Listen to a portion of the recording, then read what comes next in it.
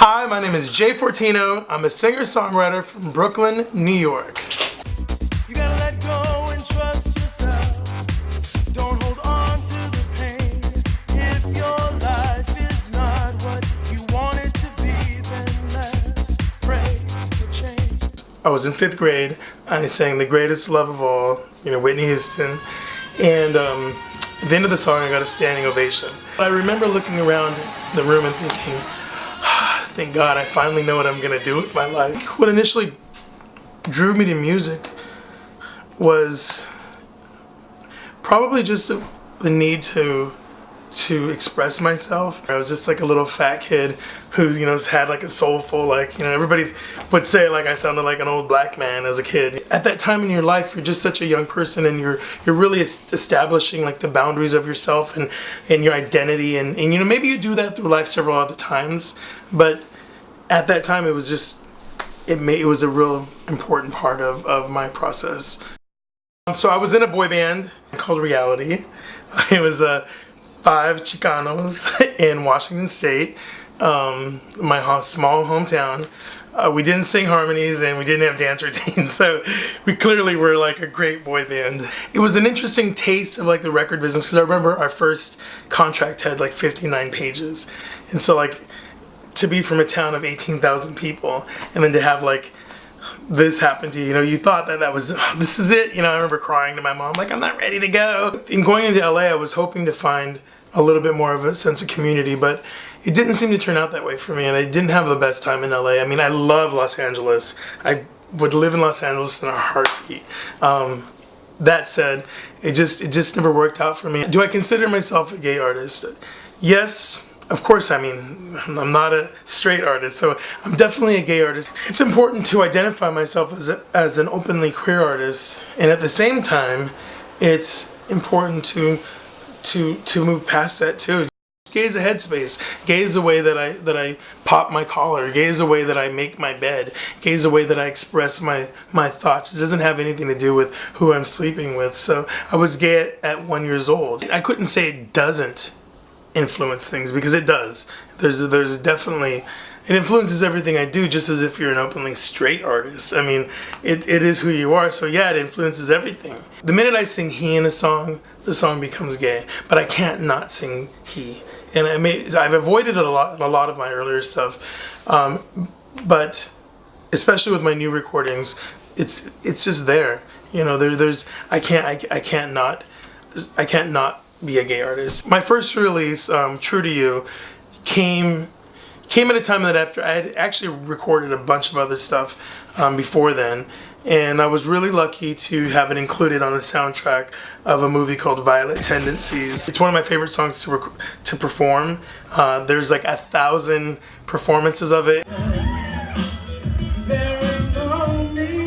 The first lines of the poem was, "So you asked me to write you a song, well baby it's been too long."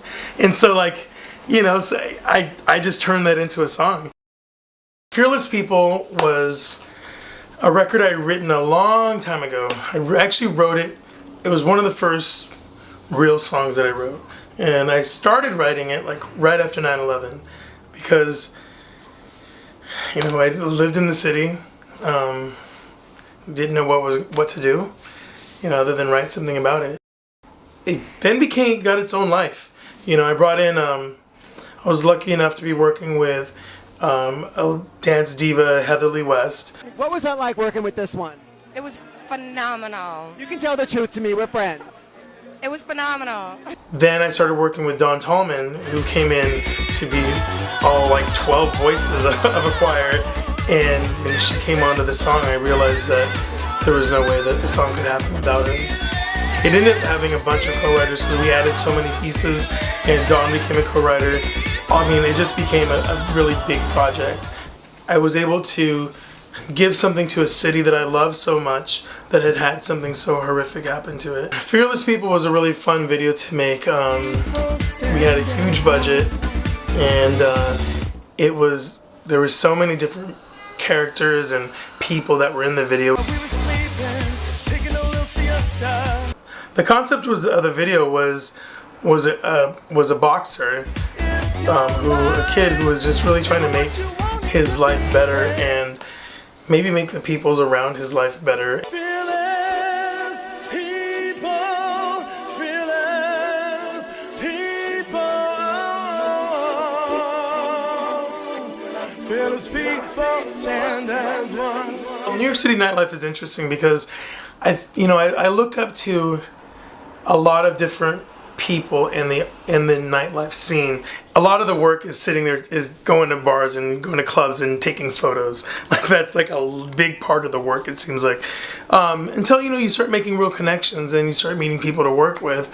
And I met my director that I work with now. I met him through the scene. While I was making dance music, definitely was a great place for me to do it. I don't know if my 3:30 a.m. performance times were that great for me, but it was definitely a great place to do those and to like have that environment around me. I mean, especially with video shoots and the stuff that comes along with dance music, you have all these incredibly creative, like usually queer artists who are turning out crazy looks for you, makeup, wardrobe, like you just have so much of it at your disposal. And that's what I love about New York is that you can be a singer, songwriter, and as long as you do your stuff regularly and you do it often and you're producing, you make a name for yourself as a New York artist. If I lived someplace else, my artist aesthetic would totally be different. I mean, I think you are, especially if you're solely based in one city, you become really a product of what's around you. Angel is a song that I really love. I mean, clearly I loved it. I did a video on it. I did a whole project on it. Sometimes when I'm feeling kind of low, I dig down deep. The lyric of the song is, everybody raise your hands to the sky, get on up and get real high. Everybody raise your hands to the sky, get on up and get real high. I've been up, I've been down, but now I'm free. I wrote the song. I did take a couple of the lyrics from Madonna's song called Angel that she wrote early on in her career.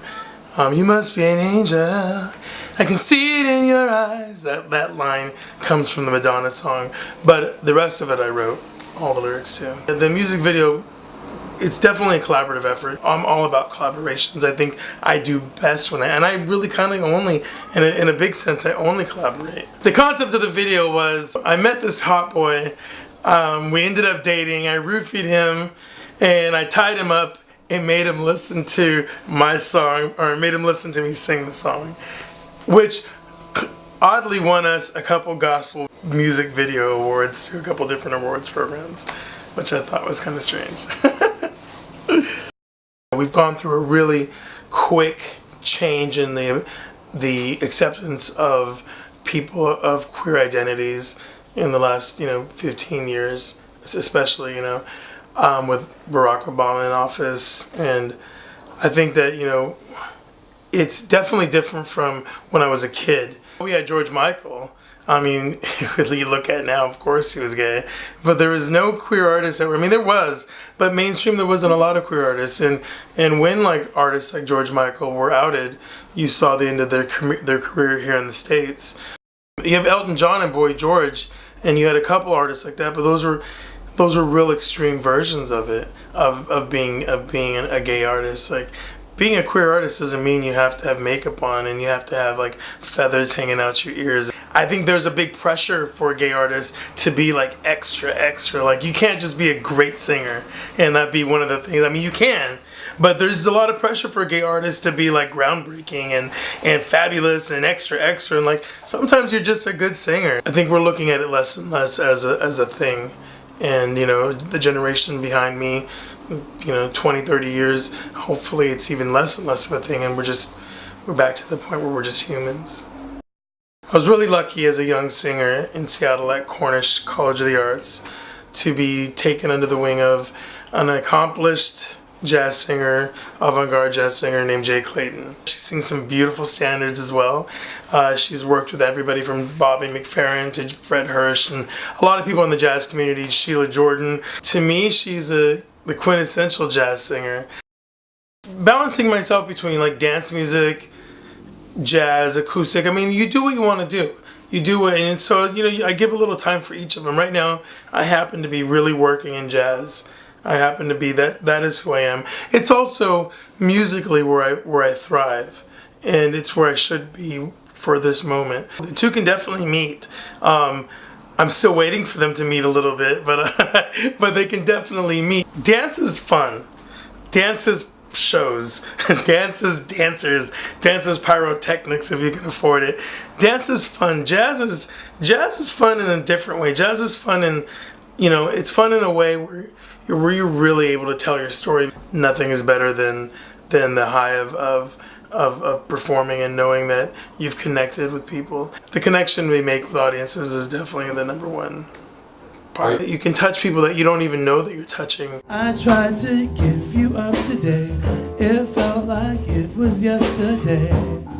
I just wanted to be true to you, to you, to you. In a week from yesterday, I start recording my first official jazz album. Pretty excited, a little bit scared, but definitely excited about it. It's what I do best, that genre. And I have, the hopes are really, are infinite. Like there's just, it's something I've waited my whole life to do. And I had to try some other stuff and do some other things. And it's funny because, you know, people who know me from like the dance scene, or they think it's like an evolution of it. But I'm thinking, no, I've always been a jazz singer. That's what I was since I was a kid, you know. Hopefully with this new project, it really takes off, and I can tour, and I can do shows in other cities and other countries, and kind of use, you know, do what I've been wanting to do for a long time. And I mean, I've done it a little bit here and there, but really make New York my jumping off spot, and just kind of put myself out there. We're talking about a revolution in sound.